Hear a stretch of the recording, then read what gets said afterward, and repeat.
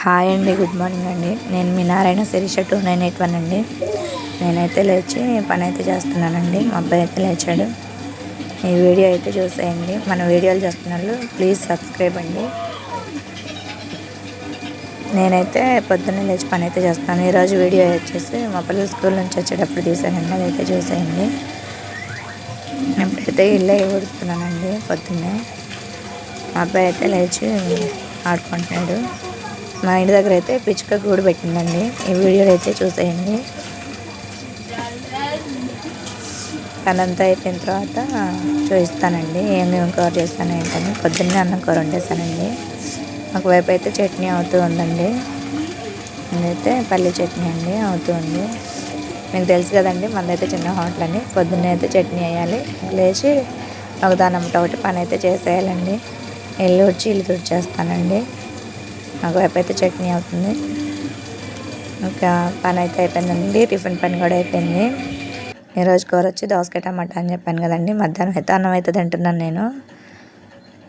పని అంతా అయిపోయిందిలేండి. మా పిల్లలు స్కూల్ నుంచి వచ్చిన తర్వాత చూసేయండి ఫ్రెండ్స్.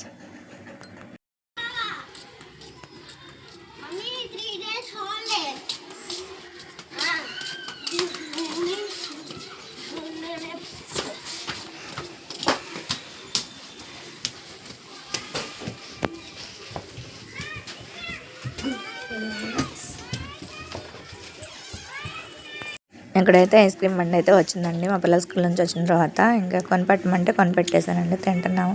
నేను కూడా తీసుకున్నానులేండి. ఒకటి వచ్చేసి బాదం ఐస్ అండి, ఒకటేమో సబ్జా ఐస్. మా పాప అయితే నా దగ్గర నుంచి లాగేసుకుందండి సబ్జా ఐస్. దానైతే తీసేసుకొని తింటుంది. అది కూడా సరేలే ఇంకేడ్చిద్దని ఇచ్చేసానండి.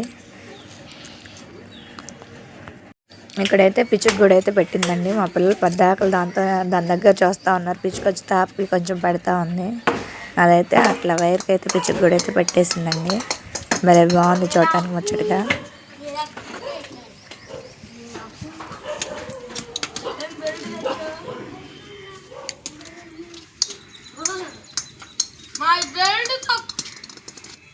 ఇదండి వీడియో. నచ్చితే లైక్, షేర్, సబ్స్క్రైబ్.